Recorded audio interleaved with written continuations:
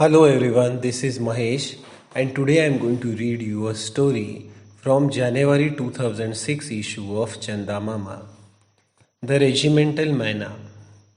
In my grandfather's time, British soldiers stationed in India were very fond of keeping pets, and there were very few barrack rooms where pets were not to be found. Dogs and cats were the most common, but birds were also great favorites. In one instance, a bird was not only the pet of a barrack room but of a whole regiment. His owner was my grandfather, Private Bond, a soldier of the line, who had come out to India with King's own Scottish rifles. The bird was a myna, common enough in India, and grandfather named it Dickens after his favorite author. Dickens came into grandfather's possession when quite young, and he was soon a favorite with all men in the barracks at Meerut, where the regiment was stationed. Meerut was hot and dusty. The curries were hot and spicy. The general in command was hot tempered and crusty. Keeping a pet was almost the sole recreation of the men in barracks. Because he was tamed so young, Dickens or Dicky for short, never learned to pick up food for himself. Instead, just like a baby bird, he took his meals from grandfather's mouth, and other men used to feed him the same way.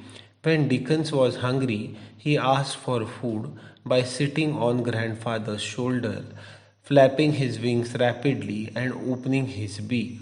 Dicky was never caged, and as soon as he was able to fly, he attended all parades and watched the rations being used, and was present on every occasion which brought the soldiers out of their barracks. When out in the country, he would follow the regiment or party, flying from shoulder to shoulder or from tree to tree, always keeping a sharp lookout for his enemies, the hawks. Sometimes he would choose a mounted officer as a companion, but after the maneuvers were over, he would return to grandfather's shoulder. One day there was to be a general's inspection, and the colonel gave orders that Dicky was to be confined so that he wouldn't appear on parade. Lock him away somewhere, Bond, the colonel snapped. We can't have him flapping over the parade ground. Dickens was put into a storeroom with the windows closed and the door locked. But while the general's inspection was going on, the mess orderly, who wanted something from the storeroom, knew where to find the key and opened the door. Out flew Dickens. He made straight for the parade ground. Greatly excited at being late and chattering loudly, Dicky must have thought the general had something to do with his detention, or else he might have felt an explanation was due to him. Whatever his reasoning, he chose to alight on the General Pitt's helmet between the plumes. Here he chattered faster than ever, much to the surprise of the general, who was obliged to take his helmet off before he could dislodge the bird. What the Dickens! Exclaimed General, going purple in the face, for Dicky had discharged his breakfast between the plumes of the helmet. Meanwhile, Dicky had flown to Colonel's shoulder to make further complaints, to great delight of the men. Fall out, Bond, the colonel screamed. Take this bird away for good. I don't want to see it again. A crestfallen Private Bond returned to barracks with Dicky, wondering what to do next. To part with Dicky or even to cage him was out of question. But grandfather was not the only one who loved Dickens. He was also popular with the entire battalion. In the end, grandfather decided to ask his captain to bring him before the colonel so he could ask forgiveness for Dicky's behavior. The colonel gave Private Bond and his captain a patient hearing. Then the colonel consulted his officers and decided that the bird could stay, provided he was taken on a serving member of the regiment. Dickens' popularity was not surprising as he was highly intelligent. He knew the men of his own regiment from those of others and would only associate with Scottish rifles. Even in the drill season, when there were so many as 20 regiments in the camp, Dicky never made a mistake. Dickens had a unique method of getting from one part of the camp to another. Instead of flying over the top of the camp, he would go in stages from tent to tent, flying very low, sheltering in each one, then peeping out and looking carefully for hawks before moving on to the next. One day, grandfather was admitted to hospital with malaria. Dicky couldn't find him anywhere and searched all over the camp in great distress. The hospital was a couple of kilometers from the barracks, and it wasn't until the third day of searching that Dickens finally discovered grandfather lying there. From then on, for as long as grandfather was on the sick list, Dicky spent his time at the hospital.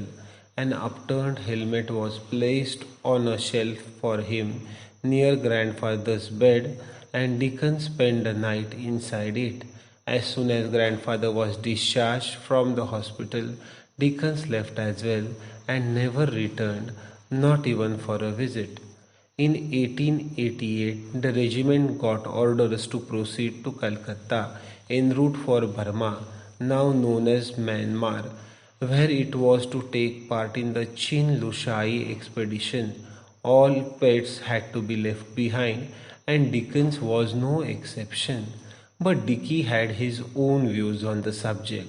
The regiment travelled in stages, marching along the Grand Trunk Road, moving at night and going into rest camps for the day. Dickens caught up on the third day. He arrived in camp after a journey of more than 300 kilometers, dull, dejected, and starving as he still depended on being fed from grandfather's mouth. Route marching and traveling by train, the railway was just beginning to spread across India at that time. The battalion finally reached Calcutta. From there, contrary to orders, Dickens embarked for Burma along with soldiers. On board the ship, Dickens would amuse himself by peeping from portholes and flapping from one to other. He would also go up on a deck and sometimes even take experimental flights out to sea. But one day he was caught in a gale and had such difficulty getting back to the ship that he gave up that kind of adventuring. Dickens stayed with his regiment all through the expedition and the campaign. Many of his soldier friends lost their lives, but grandfather and Dickens survived the fighting and returned safely to Calcutta. Grandfather, now a corporal, was given 6 months home leave along with the rest of the regiment. This meant sailing home to England. During the first part of voyage, Dicky was his cheerful self, but when the ship left Suez Canal, the weather grew cold and he was no longer to be seen in the yardarms or on the bridge with the captain. He even lost interest in going on deck with grandfather, preferring to stay with the parrots on the west deck. After the ship passed Gibraltar, Dickens went below. He never came on deck again. Dickens was laid out in a Huntley and Palmer's biscuit tin and buried at sea, not perhaps with full military honors, but certainly to the sound of grandfather's bagpipes playing the last post.